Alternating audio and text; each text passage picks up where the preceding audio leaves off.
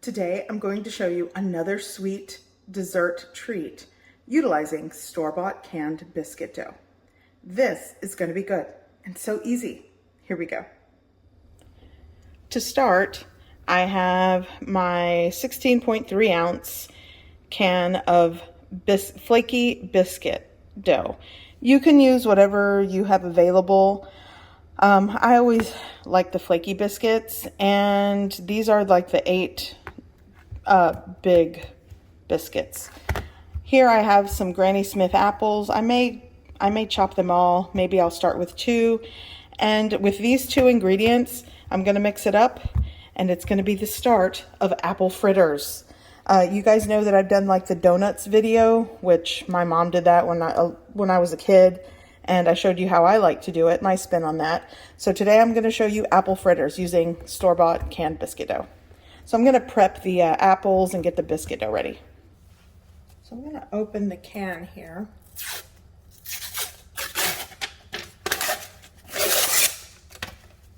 There we go.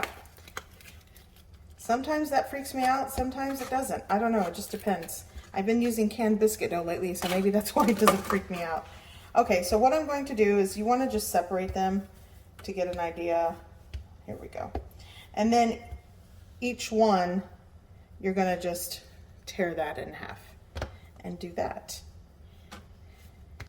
You probably could just rip this up with your hands, and you chop it up into little pieces, and then of course you're going to stick it back together, but this will help kind of mix up the apple before you put it together in one piece of dough. So I'll just continue that.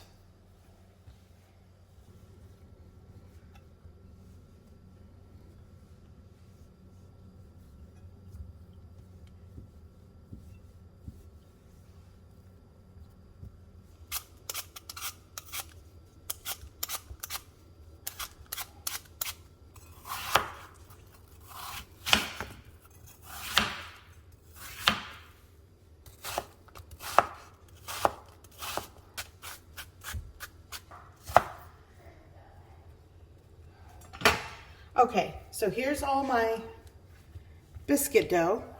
What I'm going to do now is add all my chopped apples. I only used 1 apple, so 1 medium to large Granny Smith apple works for this. And you chop it into small pieces. And now just get in here and mix it up with the dough. Kind of make sure that you distribute it throughout the pieces.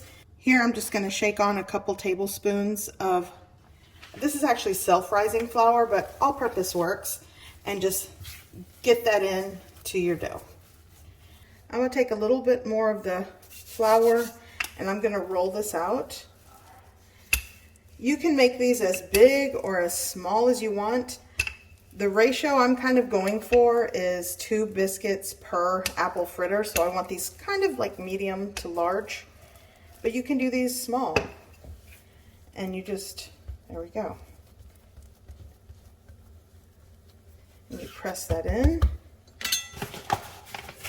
kind of put some on your knife here, and then we're just going to cut that into 4. There we go. And these are the sections I'm working with. I mean, you could cut these, again, you could cut these in half as well. But I really want this to sort of mimic the dough that you get from the donut shops. They make these apple fritters kind of like the size of a bear claw. Real quick, another thing I want to show you is you want to press and dimple the dough. It just makes sure that all the apple pieces are in the dough, and you want to flatten it and spread it out so that, you know, the center cooks. If you're working with like a big round piece of dough, it takes longer for the inside to cook. So I'm just going to kind of press in and dimple it a little bit. Okay, so while my cooking oil comes up to temp, I am going to create the glaze for these. And this is where the extra sweetness comes in. That's like a cup. I would say like 2 cups.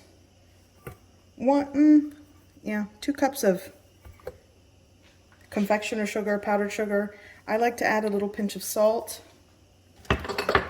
You don't have to do that. And I'm going to shake in some ground cinnamon. You could also use apple pie spice. Start with a half teaspoon of ground cinnamon, work your way up from there if you like. Let me mix this in first.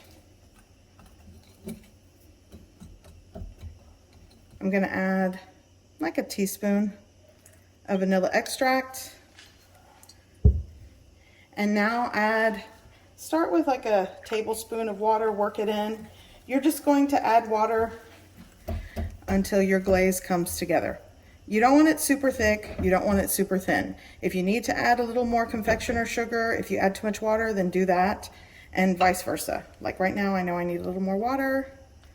So, and that's what I'm working with for the glaze. Just give this a really good mix. Comes together, and it's a cinnamon sugar glaze. There we go. Yeah, I think that'll do. And you don't want it super thick, but you don't want it super runny either. So I actually think it could use just like a teaspoon more of water, and it's good for me. There we go. Perfect. Okay, here I've preheated my cooking oil. Another way I check it, once the wooden spoon starts to bubble and sizzle around the handle here that's in the oil, it's good to go. 360 degrees Fahrenheit is a good fry time. Okay, so what I'm gonna do is add my apple fritter here. These are kind of heavy, so they will sink to the bottom. You just gotta help it up a little bit, let it fry for a little bit.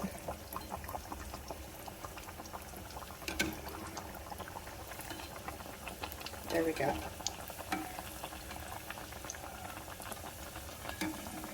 So I'm going to let this fry at least 1.5 minutes to 2 minutes on each side. You just want to make sure you cook this until it's deep golden brown and the inside is cooked through.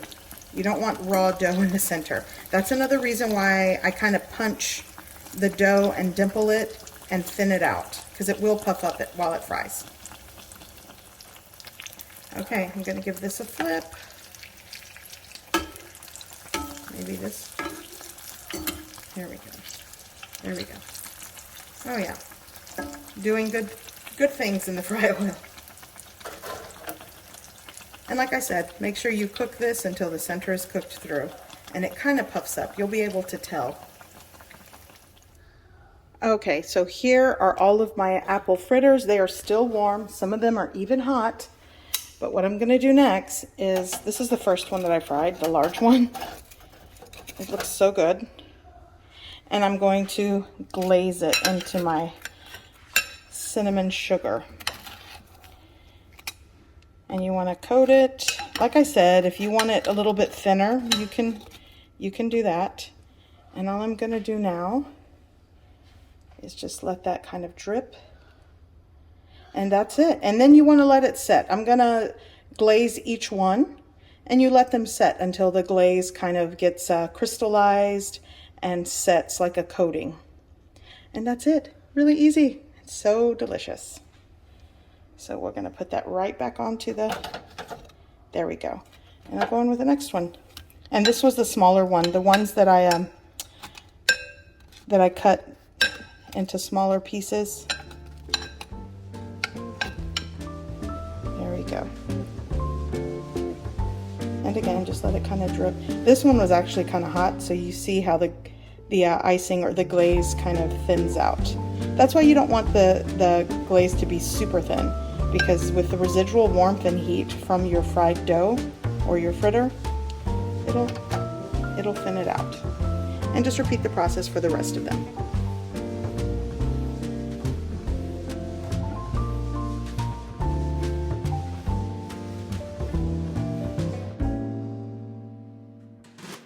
So I hope you give this recipe a try.